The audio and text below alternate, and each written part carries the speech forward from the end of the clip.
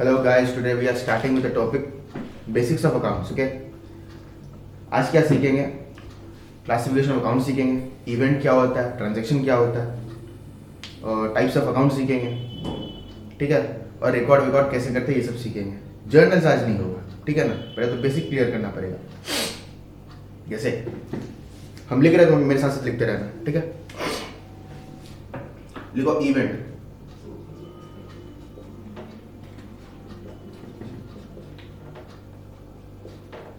Event क्या होता है? Any happening is an event. ठीक है, any happening is an event. And effect of all transactions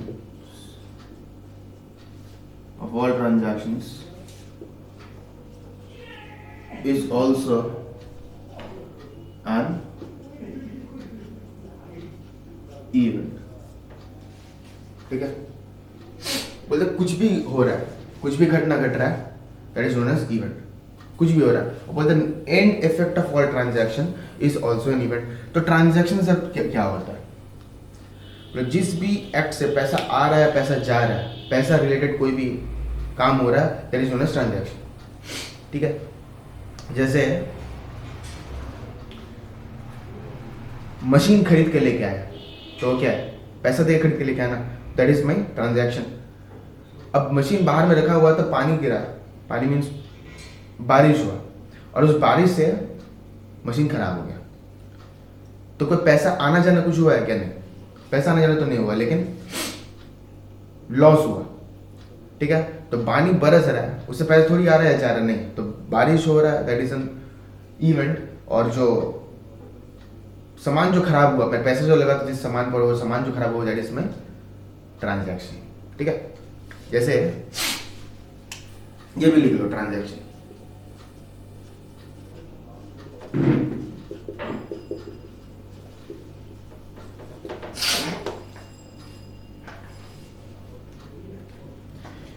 any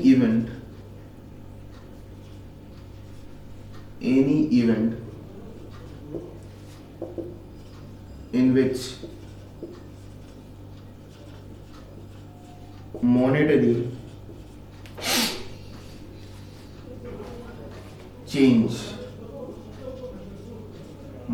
change or financial change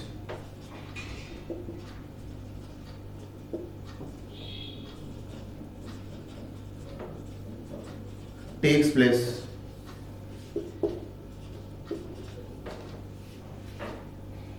is known as transaction. Is known as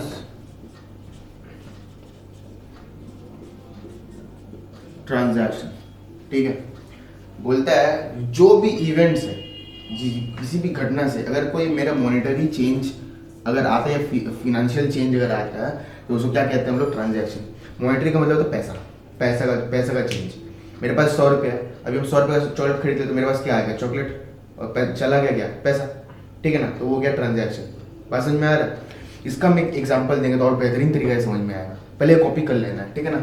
1 minute time दे रहे थे, जल्दी. Done. सब rubbing it now. Okay,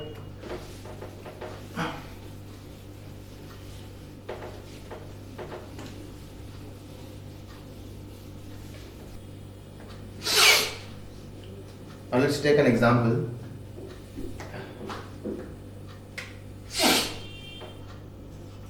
Goods purchased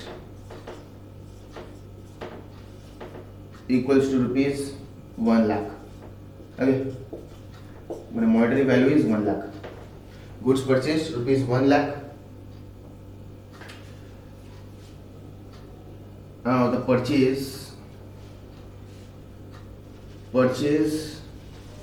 at cost What was the cost? 1 lakh equals to rupees 1 lakh. Sold. The goods which we have sold, the cost price of that goods, okay, the cost price of that goods what we have sold is say 80,000 rupees. Okay, मतलब goods मान लो लाख रुपया खरीदे थे, goods जो हम purchase के जो cost price था कितना था? लाख रुपया, 1 लाख रुपया, और जो सामान अभी तक हम बेचे उस सामान का कॉस्टिंग था अभी 80,000 रुपया। तो सामान मेरे पास रह कितना गया? 20,000 रुपये का सामान रह गया ना, है ना? We call it as unsold और क्लोजिंग स्टॉक। ये भी तो कॉस्ट में ही है ना? The purchased we have purchased 1 lakh rupees, 1 lakh rupees goods. We sold few goods which cost 80,000 rupees. Understood? So how much is left? 20,000. Purchase जब हम किए थे तो पैसा आना जाना हुआ था क्या? हुआ था? बोलो। यस सर, हुआ था। तो ये हो गया ट्रांजैक्शन।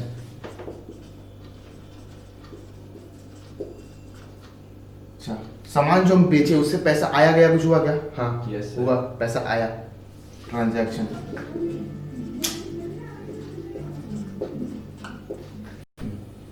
और जो अनसोल्ड गुड्स या क्लोजिंग स्टॉक है वो तो पड़ा रहा, उससे ना पैसा आया ना पैसा गया, है ना? तो वो मेरा क्या? वो मेरा इवेंट है। अब समझ में आया? जिससे पैसा आना जाना कर रहा वो मेरा ट्रांजैक्शन है, जिससे मेरा आना जाना नहीं कर रहा पैसा वो मेरा इवेंट है। तो एंड इफेक्ट ही ना है, हम क्या लिखवाए थे? And effect of all transaction is also an event. तो ये इसका जो एंड इफेक्ट ही है, हम मान लो कि 100 रुपये का सामान लेके आए, अभी तक जो हम सामान बेचे कितना में बेचे ये नहीं बोल रहे हैं, बोल रहे हैं जो सामान हम लेके आए 100 रुपया में, उसमें सिर्फ 80 रुपये का सामान मान लो कि हम बेचे हैं, तो बच कितना गया? 20 रुपया। वैसे ही लाख रुपये का सामान हम लेके आए हैं, 80,000 का सामान हम बेचे, कितना में बेचे हम ये नहीं बोल रहे, बोले 80,000 का सामान हम बेचे हैं, ठीक है ना? तो रह कितना गया? 20,000 का। अंडरस्टूड? रह कितना गया? 20,000 का सामान। बात समझ में आया? Yes sir. जब सामान खरीदे पैसा आना जाना किया, ट्रांजैक्शन। सामान को बेचे पैसा आया, ट्रांजैक्शन। और जो रह गया उससे ना पैसा आ रहा है ना पैसा जा रहा है, ना पैसा आ रहा है ना पैसा जा रहा है, तो वो मेरा इवेंट हो गया। ठीक है? अच्छा, एग्जांपल नंबर 2, इसी का ही एग्जांपल है, ठीक है ना? जो लाख रुपया का हम सामान लेके आए थे उसको अब हम बोलेंगे 1.5 लाख में बेचे हैं। जो लाख रुपया का सामान था उसमें से कितना का सामान हम बेचे? 80,000 का सामान बेचे। 80,000 में नहीं बेचे, 80,000 का सामान हम बेचे। कितना बेचे? मान लो कि फॉर एग्जांपल 1.5 लाख में बेचे, ठीक है ना? तो गुड सोल्ड,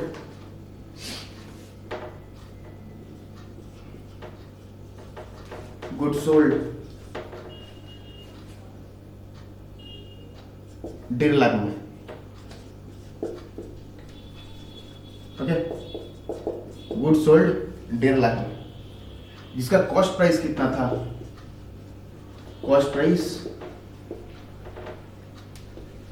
80,000 का सामान हम बेचे थे, पूरा लाख रुपए का सामान नहीं बेच दिया, 80,000 का सामान बेचा 1.5 लाख में, ठीक है ना? तो कॉस्ट प्राइस इज 80,000 रुपए, ओके?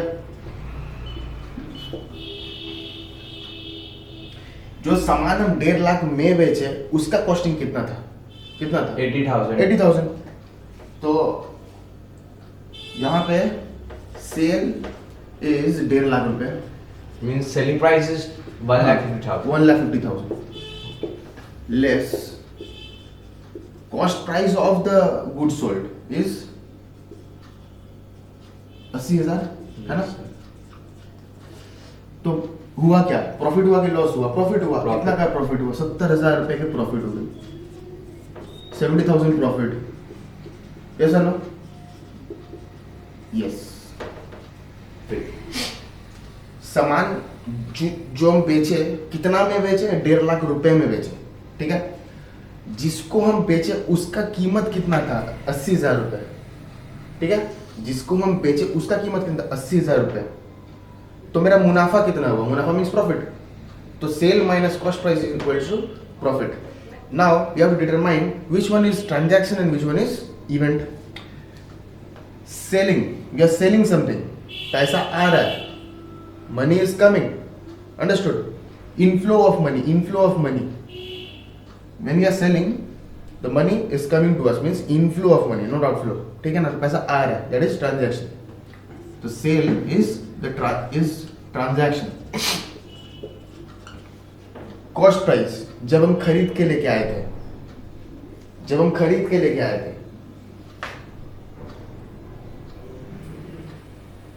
तब पैसा लगा था. जब खरीद के लेके आए थे तब मेरे को पैसा लगा था. हाँ सर लगा था. और मेरा प्रॉफिट 70,000 की प्रॉफिट आ गई. नाउ सी, इस सेल जब हम किए, अच्छा से दिमाग लगा के समझना इसको. सेल जब हम किए तो सेल में क्या किया है, मेरा कॉस्ट प्राइस है ना, और मेरा प्रॉफिट है कि नहीं है. मेरा कॉस्ट प्राइस एंड मेरा प्रॉफिट. तो जब सेल किया तो पैसा आया, कितना आया, 1.5 लाख रुपए, जिसका कीमत कितना था, 80,000 रुपए, और प्रॉफिट कितना था, 70,000. 50,000. तो 70,000 प्लस 80,000 मिलेगा कितना होता है, 1.5 लाख रुपए ही होता है. 1,50,000. तो इस कॉस्ट प्राइस से, the cost price is not my transaction. क्योंकि पैसा आना जाना इसी का ही तौर है. अगर ये परचेस होता ना, उस टाइम हम लोग परचेस किए थे, इससे पहले वाला एग्जांपल में परचेस किया तो पैसा गया था मेरा, तो मेरा ट्रांजैक्शन था. ठीक है ना. ये जो है कॉस्ट प्राइस और प्रॉफिट, ये उस सेल प्राइस का तौर है. We are dividing in two parts. Understood? One is the cost price and one is the Selling price. One is the profit. Sale price का दो तौर है, एक है कॉस्ट प्राइस और एक है प्रॉफिट. तो cost price 80,000, the profit is 70,000. बात समझ में आ रहा है ना. तो उससे पैसा आना या नहीं हुआ, सेलिंग से पैसा आया. बात समझ में आ रहा है. तो दिस बोथ आर इवेंट. यहाँ पे net effect of all transaction is also an event. वही तो समझाने की कोशिश किए थे. ठीक है ना. डन. तो ये हो गया इवेंट. ठीक है. Now we are going to the next topic, classification of accounts. Accounts कितने तरह के होते हैं, ठीक है ना. ट्रेडिशनल अप्रोच बोलता है कि 3 तरह का होता है. ट्रेडिशनल अप्रोच बोलता है कि 3 तरह का होता है. ये जो ट्रेडिशनल अप्रोच है,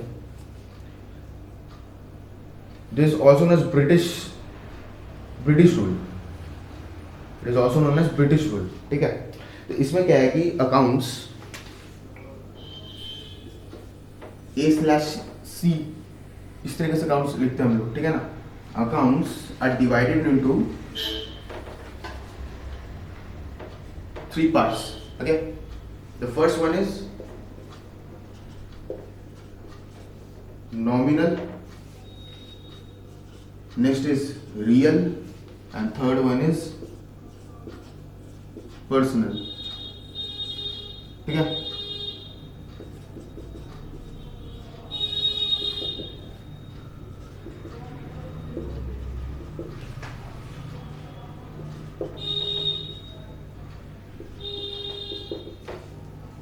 नॉमिनल, रियल, पर्सनल. सर होता क्या है और इसको तोड़े क्यों है, why you have divided this accounts in this 3 parts. देखो, एक बॉल जो होता है, बॉल मान लो इतना साइज का अगर बॉल हो, इतना साइज का अगर एक बॉल हो, वो तुम्हारे लिए क्या है, वो छोटा बॉल या मीडियम बॉल. एक 2 साल का बच्चे के लिए उतना बड़ा बॉल क्या है, बहुत बड़ा बॉल. ठीक है. तुम्हारे लिए अगर इतना सा बॉल जो होता कि क्रिकेट जिसके खेलते हैं, वो तुम्हारे लिए छोटा बॉल है. ठीक है. लेकिन एक 4-5 साल के बच्चे के लिए वही बहुत बड़ा बॉल है, क्योंकि वो तो खुद ही इतना सा है ना.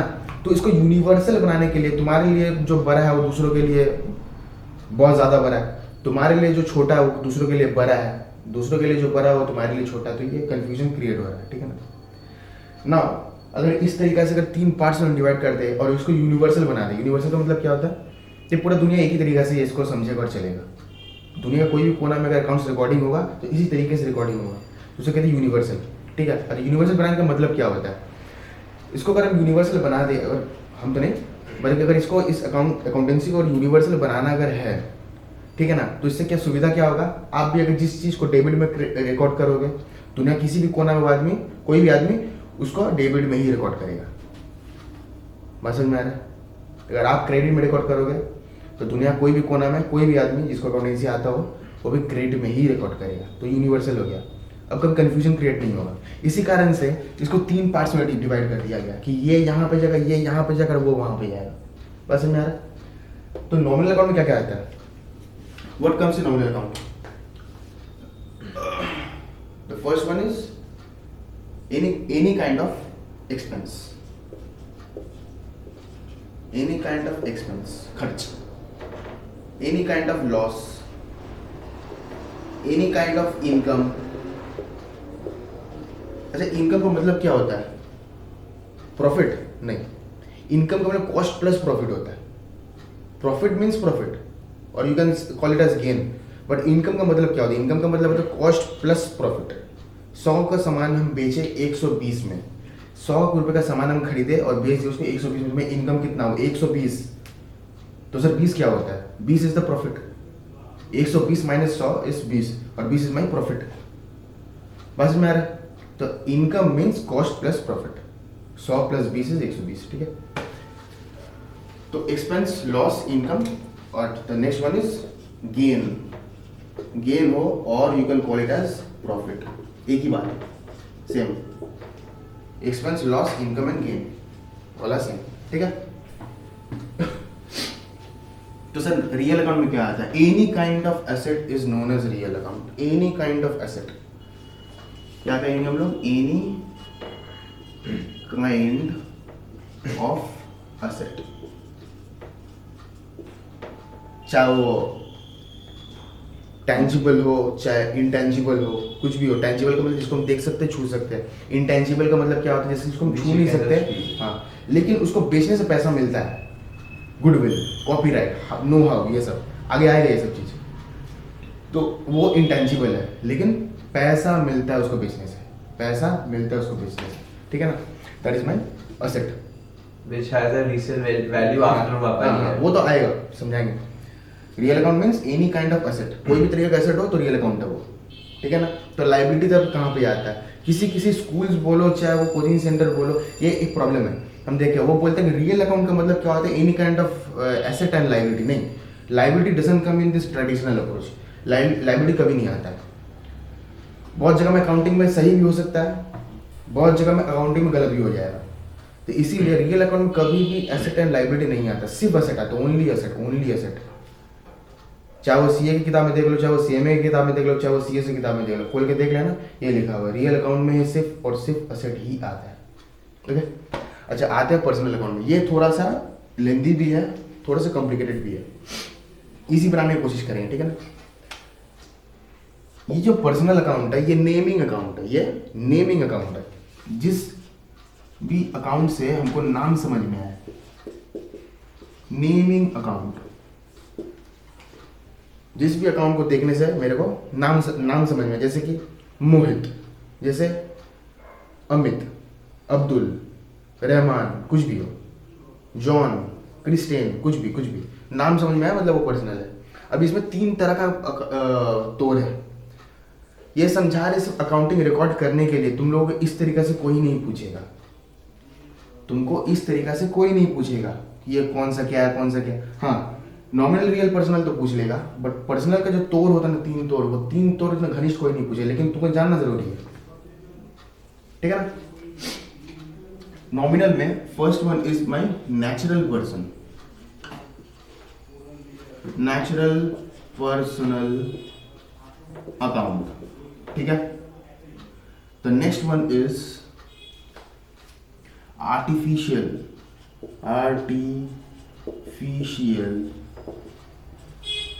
पर्सनल अकाउंट, और तीसरा है मेरा पर्सनल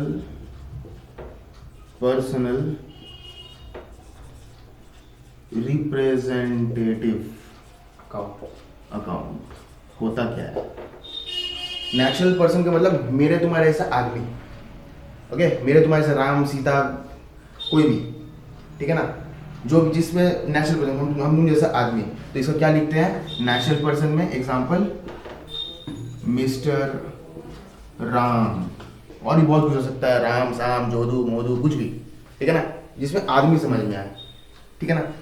और आर्टिफिशियल पर्सन क्या होता है, अगर कॉमर्स में पढ़े होगे, company has a separate legal entity, company खुद पे खुद एक इंसान है, लेकिन वो आर्टिफिशियल इंसान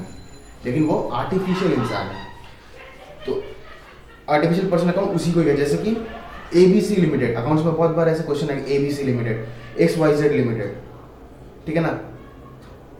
जैसे कि हमारा पहले कोचिंग का नाम था blue hills tutorial private limited, ठीक है ना, तो वो एक अलग आर्टिफिशियल पर्सन था, बात समझ में आ रहा है कि हम अलग, मेरा कोचिंग सेंटर जो रजिस्टर्ड है वो अलग, they are both different separate legal entities, understood. Mister Ram, उसका कंपनी का नाम है राम लिमिटेड या राम प्राइवेट लिमिटेड, तो राम अलग हो गया, राम प्राइवेट लिमिटेड अलग हो गया, they both are different, they both are not same. तो राम तब वहां पर कौन है, Ram is the maximum share holder of that company, मैंने सबसे ज्यादा शेयर उसी के पास है, राम के पास है, तो इसीलिए उसका मालिक का दर्जा दिया जाता है, लेकिन कंपनी का मालिक कोई नहीं होता, कंपनी खुद का मालिक खुद है, कंपनी साइन नहीं कर पाती, इसीलिए उसका एक स्टैंप होता है, देखना कोई भी कंपनी का कुछ भी रिसीट मिलेगा तो उसमें कंपनी का नाम का एक स्टैंप लगा हुआ रहेगा। अब तो दुनिया कोई भी कोना चल जाएगा, वो कंपनी का कोई ब्रांच है तो वही स्टैंप लगाएगा। क्यों तब स्टैंप लगाता है, क्योंकि आज कंपनी आर्टिफिशियल पर्सन, वो खुद साइन नहीं कर पाता, इसीलिए उसको स्टैंप लगाया था उसके नाम का, ठीक है ना। तो आर्टिफिशियल पर्सन जैसे कि एक्स लिमिटेड, रिलायंस कंपनी, ठीक है, टाटा मोटर्स, ये सब। तो पर्सनल रिप्रेजेंटेटिव क्या हो गया, यही लफड़ा है। जिस भी किसी अकाउंट के पीछे कोई ना कोई नाम छुपा हुआ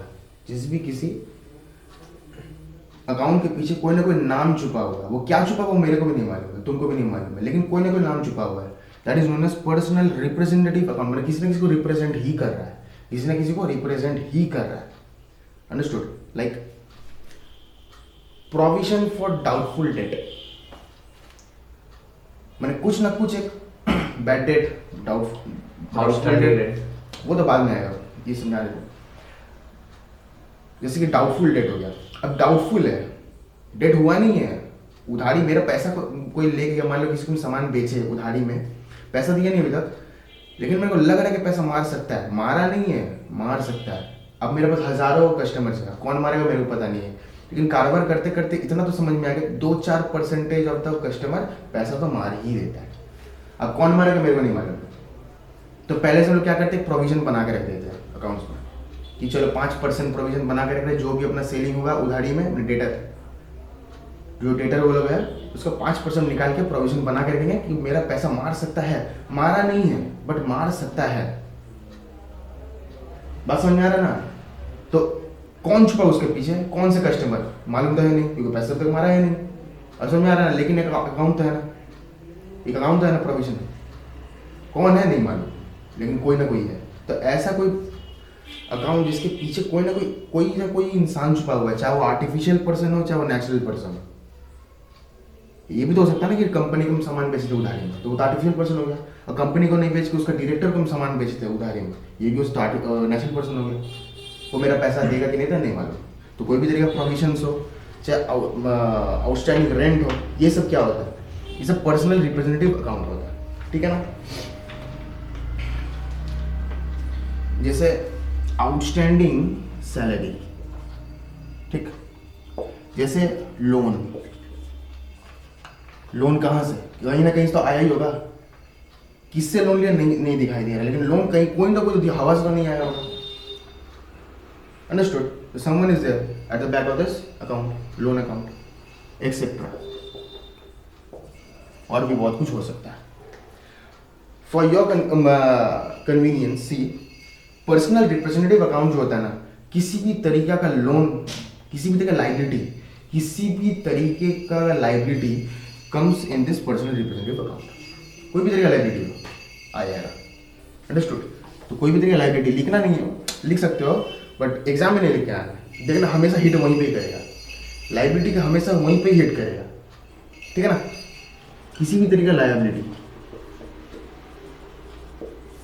का मतलब जिम्मेदारी, मेरे को देने का जिम्मेदारी है, मेरे हमको देने का जिम्मेदारी किसी को, ठीक है ना। कोई मेरे लिए काम कर गया, उसका पैसा बाकी है देना, मेरा जिम्मेदारी हो गया ना, लाइबिलिटी।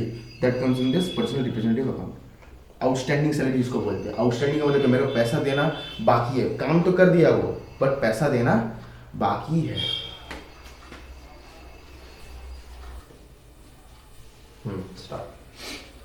तो इसका एग्जाम्पल क्या होगा, एनी काइंड ऑफ एसेट। इसका एग्जाम्पल क्या होगा, जैसे कि एग्जाम्पल बिल्डिंग, एग्जाम्पल है बिल्डिंग, एग्जाम्पल है मशीनरी, ठीक है ना, एक्सेट्रा, और ये बहुत कुछ हो सकता है। एसेट क्या होता है वो भी समझाएंगे। एक्सपेंस क्या होता है, कोई भी तरीका का खर्च, कोई भी तरीका का खर्च, उसको बोलते हैं एक्सपेंस, ठीक है ना। सैलरी वैलरी दे दिए, वेजेस दे दिए, परचेज किए कुछ खर्च। लॉस, भाई जितना में हम सामान खरीदे थे उससे कम में हम बेचे तो मेरा लॉस हो गया, या फिर कुछ जल वल गया। लॉस में दो तरह का हो सकता है ना, एक होता है नॉर्मल लॉस, एक होता है अबनॉर्मल लॉस, वो भी समझाएंगे वो क्या होता है, ठीक है ना। इनकम क्या होता है, जिसमें जितना रुपया में हम बेचे, जितना रुपया में हम बेचे, cost plus profit is my income. और गेन क्या हो गया, कॉस्टिंग से ऊपर, कॉस्ट से ऊपर हम जितना में बेचे हैं। फॉर एग्जाम्पल 100 रुपीज़ में खरीदे, 150 में बेचे, तो 50 रुपये मेरे एक्स्ट्रा जो आया ना, that is my profit. Understood?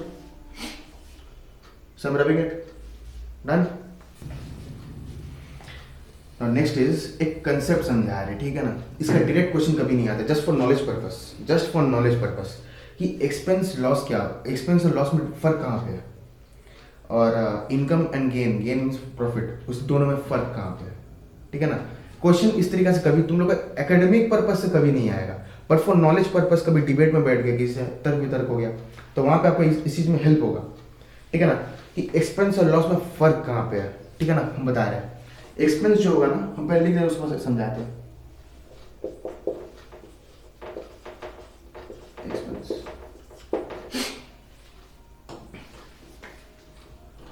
Outflow of money, money cash bank कुछ भी, outflow of cash, comma benefit, benefit comes in return, ठीक है। और लॉस, लॉस क्या होता है, आउटफ्लो ऑफ मनी तो है, outflow of cash, money cash कुछ भी बोलो, नो बेनिफिट, नो बेनिफिट, वैसा वैसा कम्स इन रिटर्न, ठीक है। अच्छा पहले लिख ले, उसको समझा देंगे। इनकम,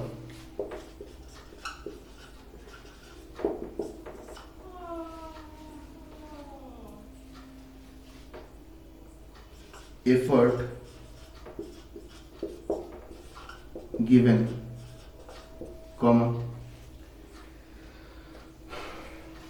something comes back, कुछ भी कुछ ना कुछ आता ही होगा, something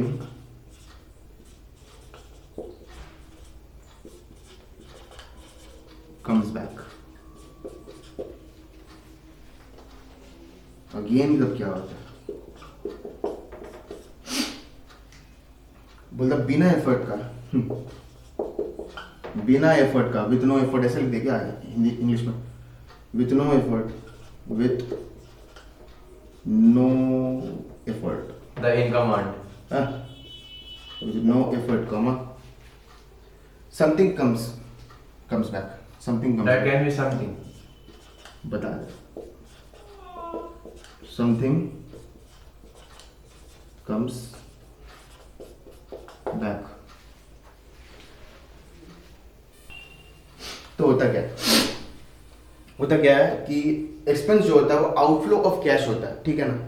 benefit comes in return, हम खर्च करते हैं तो अगर उसके बदले में मेरा कुछ बेनिफिट करना है तो हम खर्च करेंगे क्यों, इजंट इट।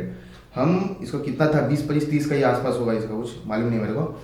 अगर मान लो फॉर एग्जाम्पल 30 रुपये इसका दाम है फॉर एग्जाम्पल, तो 30 रुपये हम दिए होंगे तो इन रिटर्न मेरे को कुछ ना कुछ मिला ना। वो क्या है? वो पेन, मार्कर, टेम्पररी मार्कर जिसे बोलते हैं। तो अगर हम पैसा देने से अगर मेरे को बेनिफिट मिलता ही नहीं है, अगर मेरे को पैसा देने से मेरे को बेनिफिट ना मिले, ठीक है ना, तो हम खर्च करें क्यों? बात समझ में आ रहा है? तो एक्सपेंस क्या होता है? आउटफ्लो ऑफ मनी, पैसा गया 30 रुपया और बेनिफिट कुछ ना कुछ इन रिटर्न आया, वो पेन, ठीक है ना, वो मार्कर, जो भी नाम से पुकारो। लॉस क्या होता है? आउटफ्लो ऑफ कैश तो होता ही है, but no benefit comes in return, no benefit comes in return. जैसे 30 रुपये में खरीदे, सन 20 रुपये में हम बेचे, 30 रुपये में खरीदे और खरीदे और 20 रुपये में हम बेचे, तो 10 रुपये एक्स्ट्रा मेरा चला गया ना। 10 रुपये एक्स्ट्रा मैंने लेना चाहिए था, मेरे को कम से कम 30 रुपये लेना चाहिए था ना लॉस ना प्रॉफिट। तो हम क्या किया? 10 रुपये कम में बेचे, तो मेरा इनडायरेक्टली 10 रुपये मेरा आउटफ्लो चला गया, लेकिन no benefit comes in return. कोई बेनिफिट हुआ क्या? लॉस होने से कोई बेनिफिट थोड़ी होता है, तो नुकसान हो गया। अगला इनकम क्या होता है? Effort given something comes back. अब वो प्रॉफिट ही आएगा ऐसा भी बात नहीं है, प्रॉफिट ही होगा ऐसा भी कोई बात नहीं है। जैसे एफर्ट गिवन, हम कुछ मेहनत किए, फॉर एग्जाम्पल जैसे हम अपने स्टूडेंट्स को पढ़ाते हैं, अब मेरा पढ़ाने में बहुत खर्चा भी लगता है, मेरा सेंटर का खर्च, मेरे स्टाफ्स का खर्च, जो भी स्टाफ मेरे पास काम करता है वो लोग का खर्च, ठीक है ना, इलेक्ट्रिक बिल का खर्च, मेंटेनेंस का खर्च, सब कुछ।